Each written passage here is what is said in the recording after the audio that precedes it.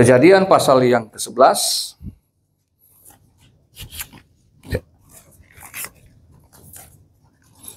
Ayat yang ke-9. Kejadian 11 ayat yang ke-9, begini firman Tuhan. Itulah sebabnya sampai sekarang nama kota itu disebut Babel, karena disitulah dikacau balaukan Tuhan bahasa seluruh bumi, dan dari situlah mereka diserahkan Tuhan ke seluruh bumi. Nah, teman-teman sekalian, saudara-saudara, hari ini saya mau sampaikan pelajaran dari Menara Babel bagi dunia kerja kita.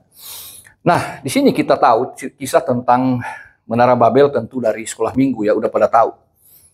Kata Babel itu sendiri artinya kepusingan, kalau dari teks Ibrani. Ya, tapi sebetulnya diambil dari bahasa Babilonia sendiri, itu artinya dari dua kata, yaitu Bal Ilim. Ya. Bab Ilim. Jadi itu Babilim itu artinya pintu gerbang Tuhan. Nah, di sini sebetulnya kalau kita melihat bahwa apa yang dilakukan orang-orang pada waktu itu adalah sebetulnya satu terobosan hebat. Mereka orang-orang yang luar biasa. Mereka orang-orang intelek. Jadi kalau zaman sekarang kita melihat betapa orang-orang hebat di dunia marketplace, khususnya untuk IT sekarang ini ya, bagaimana dunia digital luar biasa. Pada zaman itu sebetulnya sudah ada terobosan-terobosan teknologi seperti itu. Karena kalau kita melihat dari ayat 1 sampai 3, kita mendapati bahwa mereka itu satu bahasa, satu logat. Gitu. Karena meskipun kita sama-sama berbahasa Indonesia, tapi ada logatnya. Itu beda, gitu ya. Tiap daerah punya logatnya masing-masing. Nah, mereka satu. Yang kedua, mereka punya tanah yang disebut tanah Sinear, itu tanah yang punya potensi alam yang luar biasa. Ya.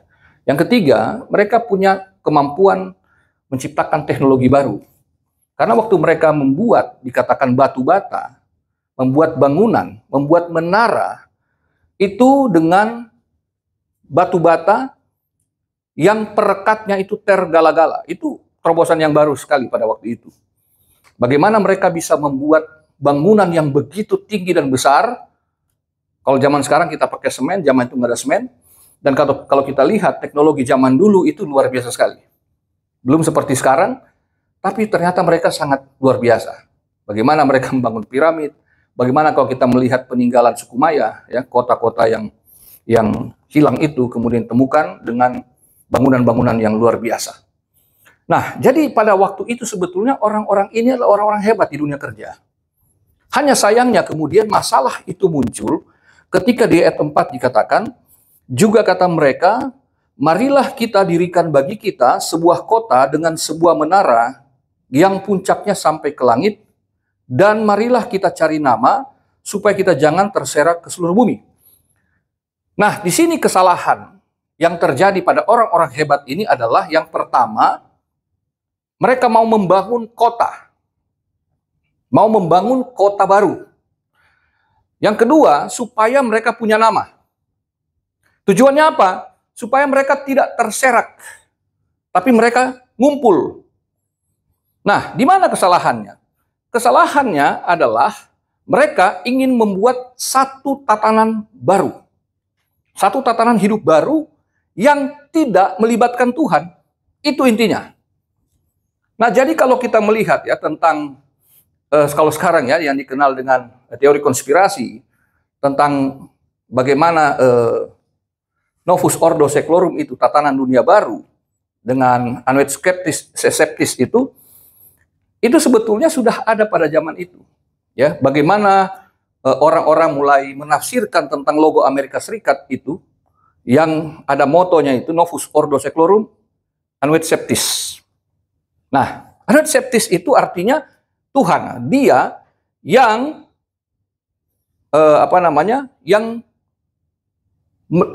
mengiring atau menyetujui usaha kita. Itu artinya. Ya. Sementara apa yang dilakukan masyarakat Babel pada waktu itu yang dipimpin oleh raja yang namanya Nimrod. Nimrod ini cicitnya Nabi Nuh. Nuh orang yang dekat dengan Tuhan, Nuh dikatakan mengenal Tuhan Allah itu. Namun di generasi berikutnya cicitnya ini justru ingin memisahkan diri dari Tuhan.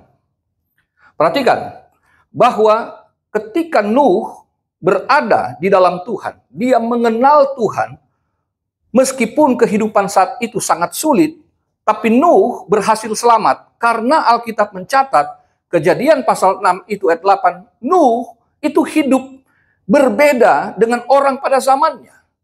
Dia yang mengenal Allah adalah orang yang berbeda kehidupannya. Baik itu spiritual maupun moral. Itu berbeda dengan orang pada zamannya. Nah, sama aja dengan zaman sekarang, nggak berbeda. Kita orang Kristen ada di tengah-tengah dunia yang jahat, kata firman Tuhan, dan kita tidak bisa lepas dari dunia ini, namun kita tidak boleh memiliki karakter, sifat dari dunia ini. Kita harus berbeda. Nah, tapi cicitnya yang namanya Nimrod, enggak, dia pengen independen. Gitu. Nah, ini sebetulnya mengulang seperti apa yang terjadi pada Taman Eden. Ketika manusia depend on God, itu semua baik-baik saja. Tapi ketika mereka independen, maka mereka kemudian kehilangan segalanya. Kehilangan terbesar manusia adalah kehilangan hubungan dengan Allah. Karena sejak manusia terusir Taman Eden, manusia tidak lagi mempunyai hubungan yang seintim ketika sebelum manusia jatuh dalam dosa. Nah, kita melihat di sini ya, bahwa mereka ingin membangun sebuah kota dan ingin punya nama. Itu kesalahan terbesar. Yang akhirnya mengakibatkan manusia pada saat itu jatuh ke dalam dosa. Ya. Jadi masyarakat Babel akhirnya jatuh ke dalam dosa. Yang pertama, yaitu ketika mereka membangun kota dan tempat ibadah. Ya, itu yang disebut zigurat. Jadi ditemukan penemuan itu, dia bentuknya menara yang sangat tinggi, yang bentuknya, ujungnya bentuk segitiga. Semua menara-menara zaman dulu itu lihat bentuknya segitiga, gitu ya. Bahkan Candi Borobudur sebetulnya kalau dilihat bentuk segitiga. Nah, dan selalu itu tujuannya adalah supaya mereka bisa melakukan penyembahan. Jadi kota yang dibangun pada waktu itu tujuannya adalah bagaimana mereka memiliki Allah yang baru. Itu intinya.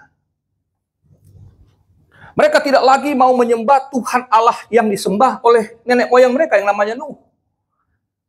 Yang ketiga anaknya Sem, Ham, Yafet. Mereka menyembah Tuhan Allah yang benar, tapi kemudian keturunannya menolak itu. Ini masalahnya. Ini dosa yang pertama adalah ketika mereka membangun kota itu dengan menara atau zigurat itu, yaitu tujuannya supaya mereka bisa terhubung dengan langit. Jadi dipercaya menara itu, meskipun nggak mungkin sampai ke langit lah ya, Burj Dubai aja tertinggi nggak mungkin sampai langit gitu. Itu istilah saja ya, menara yang sangat tinggi, yang tertinggi waktu itulah. Tapi nggak kelar kan. Nah, jadi waktu itu dipercaya bahwa zigurat ini adalah tempat di mana para ilah turun dan naik dari langit, turun dan kembali ke langitnya. Seperti itu.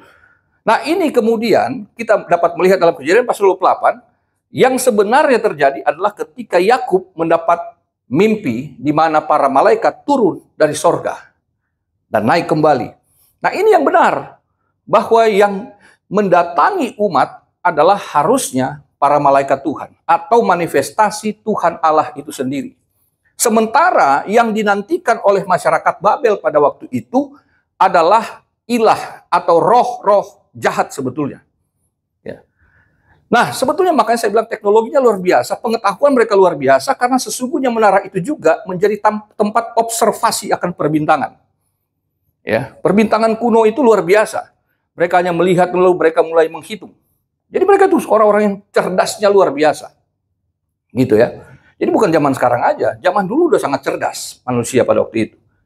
Nah, jadi dengan ilmu perbintangan yang mereka punya, mereka percaya bahwa benda-benda langit ini punya kuasa sebagaimana Tuhan. Dengan kata lain, mereka sedang menyembah bintang-bintang di langit. Mereka sedang menyembah yang kita kenal, yang sekarang ini disebut zodiak. Jadi mereka mempunyai pemahaman bahwa benda-benda ini dapat memberikan keterangan, dapat menentukan nasib mereka ke depannya. Nah, ini adalah pengulangan kembali dosa Adam dan Hawa di Taman Eden. Yaitu apa? Lebih percaya perkataan iblis, si ular itu, daripada perkataannya Tuhan. Itu dosa pertamanya. Mereka lebih percaya nasib itu bergantung bukan dari Tuhan, tapi tergantung apa kata orang, apa kata oknum yang lain. Dalam hal ini ketika Adam di Taman Eden, Hawa di Taman Eden, mereka mendengarkan ular. Mereka mendengarkan suara iblis, sementara masyarakat Babel lebih percaya apa kata ramalan bintang. Ya, sampai sekarang pun ternyata banyak orang Kristen masih percaya kok ramalan bintang. Pas cocok banget lepas buka, pas banget lagi, apalagi soal jodoh. Yang lagi jomblo kan, ya bagus kalau beritanya di situ akan menemukan segera. Kalau dibilang, sudahlah terima nasibmu, jomblo seumur hidup kan. Wah, bukan. Dia cari lagi sebelah. Oh, ini cocok nih. Yang kedua, yang paling populer apa? Keuangan. Oh, keuangannya bagus nih. Wah, keuanganmu lagi nggak baik-baik aja. Kok dia tahu? Ya tahulah tanggal tua. Udah pasti nggak baik-baik aja. Seperti sekarang tadi kan kata WL kan begitu kan, tanggal tua. Jadi kalau tanggal tua mah nggak usah diramal, memang udah begitu nasibnya. Haleluya. Jadi mereka lebih percaya apa kata yang lain, apa kata ilah lain daripada apa kata Tuhan. Banyak orang Kristen kan kadang-kadang begitu ya. Kita lebih percaya pada apa kata orang, apa kata ramalan. Bahkan ramalan para ahli juga itu luar biasa, bisa mempengaruhi loh. Oh, ini nanti kita akan menghadapi kesusahan segala macam. Padahal kita harus mendengarkan apa kata Tuhan. Ya kan, para pekerja udah bingung nih. Waduh, apalagi udah mau habis kontrak gitu kan. Waduh, bagaimana caranya nih? Sebetulnya kita harus mendengar dan bergantung penuh kepada Tuhan. Ketika Adam dan Hawa bergantung penuh kepada Tuhan, mereka baik-baik saja. Kenapa? Karena mereka tidak bergantung kehidupannya dari apa yang mereka kerjakan. Mereka bergantung hidupnya dari Tuhan. Kenapa? Karena pada saat mereka keluar Taman Eden, mereka kan masih bisa kerja. Meskipun tanah sudah terkutuk, artinya lebih sulit hidup ini, tapi mereka tetap masih bisa dapat makanan di situ. Samalah seperti kita semua kan. Kerja lebih berat, kadang-kadang gaji nggak naik-naik gitu kan. Udah goal ini tapi bonusnya nggak turun-turun gitu. Cicilan sudah berteriak-teriak untuk dibayar. Tagihan udah datang, sementara duitnya belum turun-turun. Seperti itu. Tapi masih ada. Nah, tapi perhatikan bahwa ketika Tuhan bicara kepada Adam, semua pohon di taman ini buahnya boleh kau makan dengan bebas. Itu bukan berarti kalau kamu taat, kamu bisa makan. Karena semua ini boleh kamu makan. Dikasih kebebasan menikmati. Oke? Yang ini nggak boleh dimakan. Artinya, ketaatan kita bukan untuk mendapatkan hidup, tapi untuk tetap hidup. Perhatikan, di Taman Eden, manusia itu sedang hidup, sementara hidup. Jadi ketika Tuhan bilang, semua ini boleh kau makan, oke, tugas sebelumnya kan di ayat sebelumnya, kamu harus mengusahakan, kamu kerja. Dan kamu akan menikmati hasilnya. Nah, tapi itu bukan menentukan kehidupannya. Karena kehidupannya ternyata ditentukan adalah ketika dia taat kepada Tuhan, itu tetap di dalam Tuhan maksudnya. Jadi orang yang taat itu dia akan tetap menikmati kehidupan di dalam Tuhan. Ketidaktaatan mereka akan tetap hidup, tapi di luar Tuhan menderita. Gitu. Jadi ketaatan kita dalam bekerja itu bukan untuk kita sebetulnya memperoleh hidup. Karena Tuhan sudah memberikan kehidupan yang kekal, tapi kita supaya tetap ada dalam hidupnya. Nah, kalau kita ada dalam kehidupan Tuhan, pekerjaan kita, gajinya gede, gajinya kecil, kita akan selalu dapat menikmatinya. Itu yang disebut ucapan syukur senantiasa akan terlontar dari mulut kita. Makanya saya sebagai pendeta gereja yang kecil, kalau saya berpikir tentang pendapatan, udah lama pensiun saya. Mendingan saya tanya Pak Budi, Pak ada lowongan nggak Pak? Di perusahaannya. Kenapa? Karena kalau dibilang gaji Bapak Ibu, gaji teman-teman sekalian lebih gede dari saya. Kalau bicara pendapatan kalau dari gereja. Tapi ajaibnya karena saya bekerja bukan untuk itu, bukan untuk makan. Saya bekerja karena saya tahu Tuhan yang memberikan saya pekerjaan, maka saya harus melakukannya, maka saya memperoleh hidup itu. Artinya kehidupan sehari-hari pun Tuhan cukupkan, Tuhan adakan. Kalau dilihat dari gereja kami dan keuangan gereja kami, mustahil kami hidup. Kenapa? Maka saya katakan ketika kita dalam Tuhan, kita bekerja itu sesungguhnya bukan untuk mendapat hidup, tapi untuk tetap ada di dalam hidupnya Allah, di mana kehidupan Allah itu pasti memberikan kita kelimpahannya. Makanya dengan kolekte yang didapat di dalam gereja kami yang nggak cukup itu, Tuhan mengadakan untuk mencukupkan kami. Kenapa? Karena saya nggak bergantung dari pendapatan itu, saya bergantung pada Tuhan. Gitu. Maka itu menjadi cukup gitu. Ya. Nah, dosa yang kedua yang dilakukan oleh masyarakat Babel pada waktu itu adalah mereka mencari nama. Mencari nama. Jadi mereka mengusahakan segala sesuatunya supaya mereka mendapatkan nama. Ini motivasi yang salah. Gitu loh. Bahwa kita bekerja, kita melayani, itu targetnya bukan supaya kita dipermuliakan, tapi supaya nama Tuhan dipermuliakan. Bukan berarti kita nggak bisa punya ambisi, boleh. Tapi jangan sampai ambisius. Karena banyak orang Kristen juga yang saya kenal begitu ambisiusnya, jangankan jemaat yang bekerja, para pendeta pun untuk di organisasi, untuk mencapai top leader di organisasi, itu saling menjatuhkan, saling sikut-menyikut. Karena nggak udah punya nama, udah di atas, tapi nggak tahu apa yang dikerjain. Yang penting gue udah duduk di situ. Nggak ada dampak apa-apa. Mencari nama. Nah ini yang harus kita perhatikan, hati-hati. Bahwa kita bekerja itu adalah anugerah. Bahwa kita mengerjakan dengan sungguh-sungguh, mengupayakan dengan keras. Sebagaimana orang Babel itu mencurahkan seluruh pengetahuan, seluruh kemampuan, seluruh talenta mereka adalah baik adanya, tapi motifnya yang salah. Karena supaya orang hargai saya. Kalau saya naik BMW, orang akan anggap berarti dia sukses. Anda bayangkan kalau saya pendeta terus nggak naik BMW. Betapa sialnya hidup ini. Wah, dia belum naik mobil. Makanya saya suka ini juga gitu ya. Di teman-teman pendeta aja kadang-kadang suka bersaing kalau punya mobil apa enggak. Saya dapat mobil ini bukan karena pengen supaya orang lihat supaya keren, enggak. Karena didesak, harus ini mobil karena ini kepentingan keluarga. Bukan saya mah. Saya ini desak-desak untuk punya mobil. Bukan supaya kelihatan keren, oh dia punya mobil, berarti dia sukses. Datanglah ke tempat saya. Jemaatnya sedikit. Jemaatnya kecil. Maka saya bilang, jangankan punya mobil, untuk hidup sehari-hari aja nggak mungkin. Dengan kondisi jemaat seperti itu. Tapi karena saya bekerja hanya untuk memuliakan dia, melayani apa adanya dengan jemaat, saya membawa jemaat supaya mengenal Kristus, supaya nama Tuhan itu yang ada di hidup mereka. Supaya karakter Kristus itu yang terbangun dalam karakter mereka. Maka meskipun saya nggak minta, Tuhan adakan.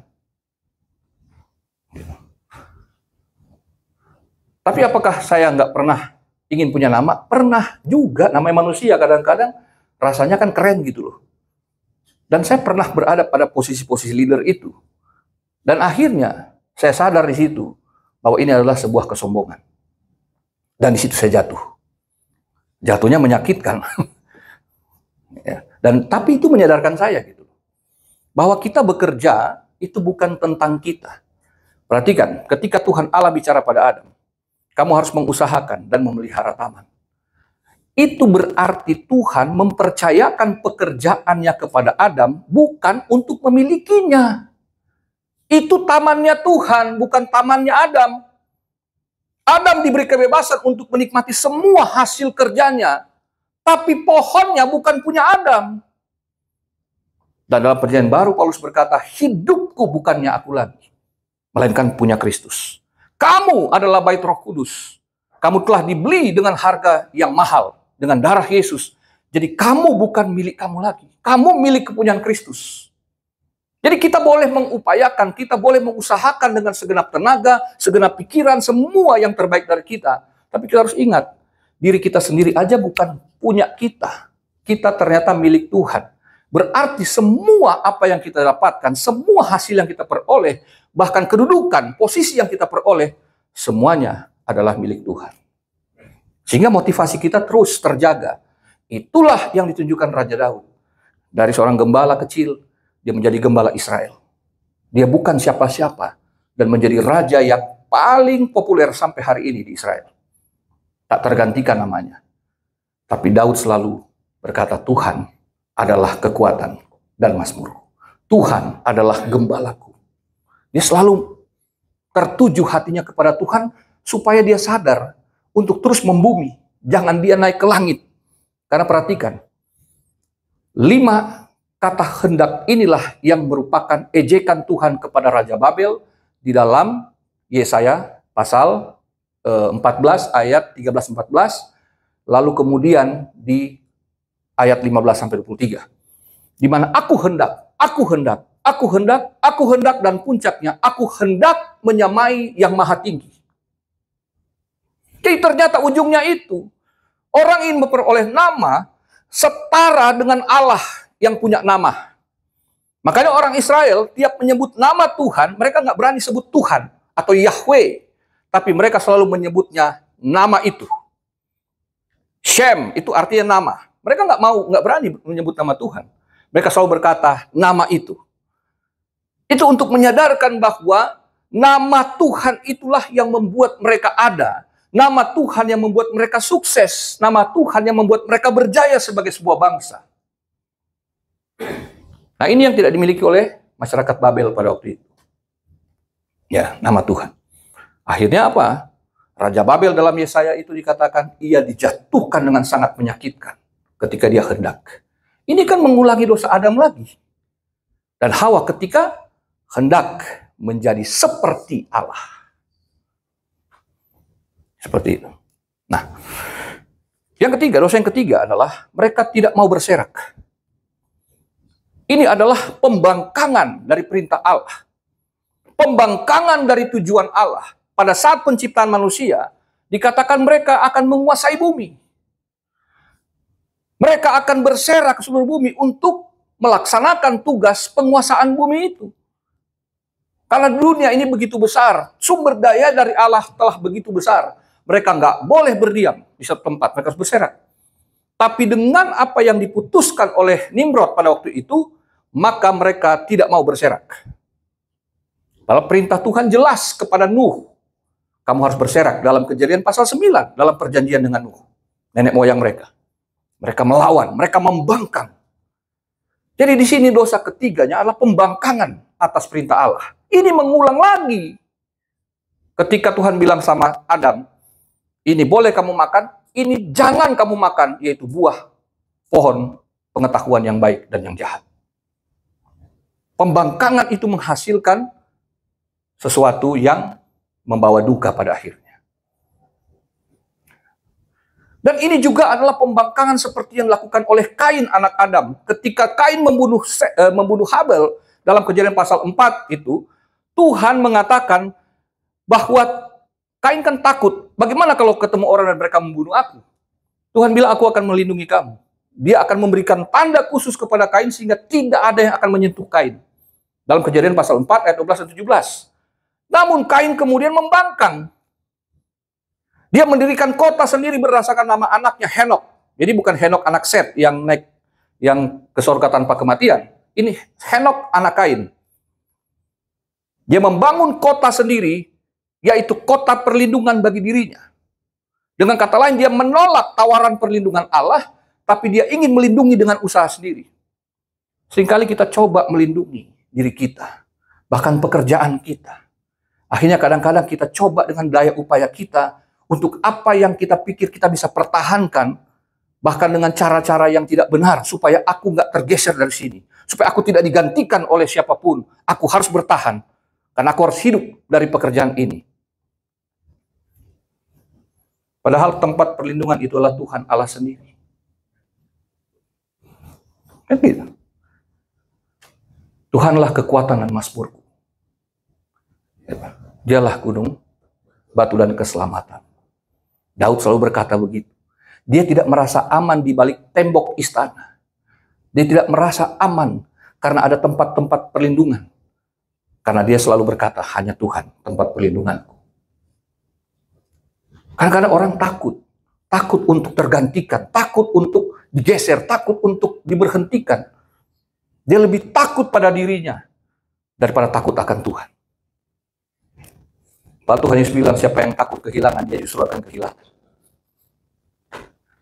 Gitu. Apa yang takut? Nah kemudian akhirnya Tuhan turun di ayat yang kelima melihat pekerjaan mereka. Wah, keren ya.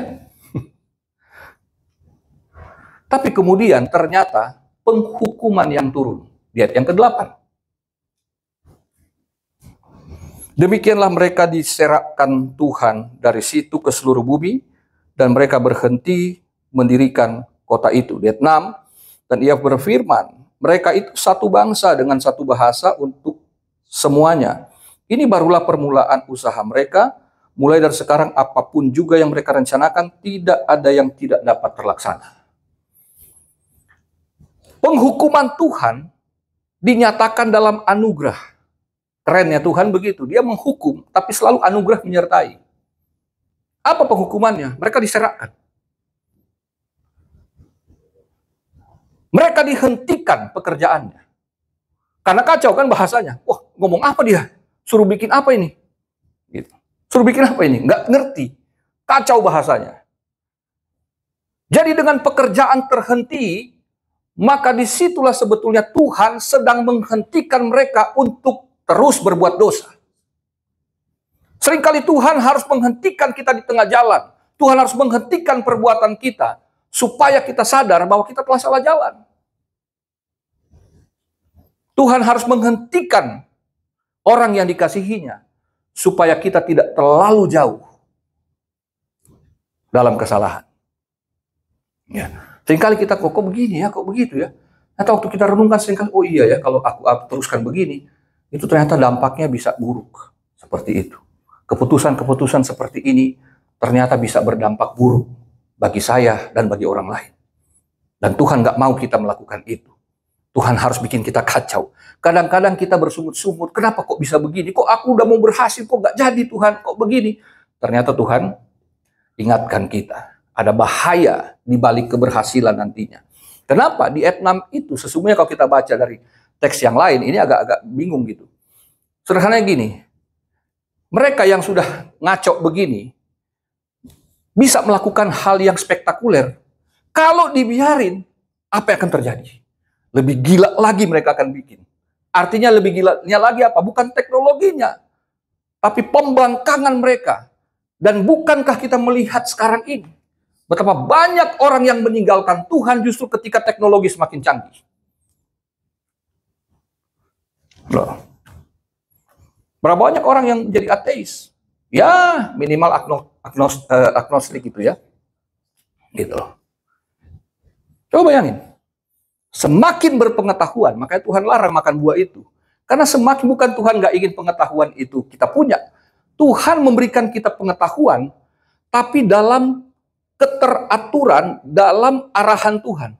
Ketika di luar itu, pengetahuan itu bisa membawa kita pada keberhasilan yang salah. Maka Tuhan memberikan intervensi. Maka Tuhan bilang, cukup, Adam kau keluar dari sini. Kenapa? Jangan sampai, kata Tuhan di dalam kitab Kejadian pasal 3 itu, jangan sampai mereka kembali ke situ.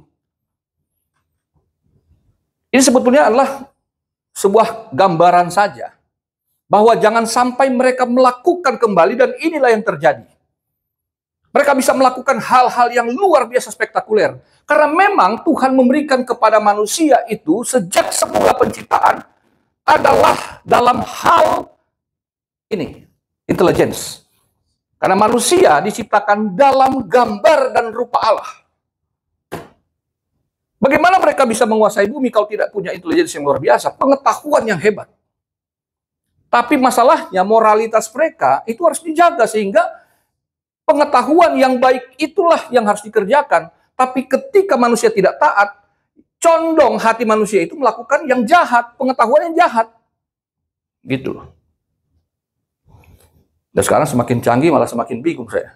Saya yang orang generasi lama yang cukup kolot ini,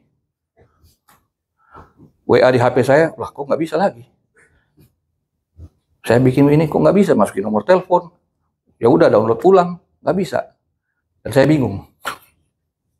Lalu bermunculan, tiba-tiba muka Pak Budi muncul di WA saya. Minta pulsa 100.000. Dan saya bodohnya, teman saya yang satu, Pendeta Yudi yang pernah khotbah sini, temannya Pak Alfian, gembalanya Pak Alfian. Saya tanya, lu ini? Iya? Lu transfer? Udah, gue kasih. Saya begitu ini, saya pikir, apa Pak Budi memang lagi di luar, apa ini dia nggak punya uang cash kali. Saya, untung 100.000. Pak Budi muncul. Bukan saya. Astaga, bayang. Pengetahuan membuat orang ternyata banyak yang lebih berpikiran jahat. Ya, messenger saya dimasukin. Untung orang-orang yang kenal saya itu mereka nggak percaya. Wah, nggak pernah Pendeta Theo minta duit, kok tiba-tiba minta duit? Gitu. Tapi heran ya Pak Budi muncul, saya kasih. Aduh, saya muncul, mereka nggak kasih. Pak Budi. Waduh. Dan saya lebih heran lagi. Pak Budi ganti rugi. Oh, kan bukan beliau yang salah, orang yang salah. Diganti lebih banyak dari apa yang saya. Puji Tuhan. Lain kali muncul lagi, Pak.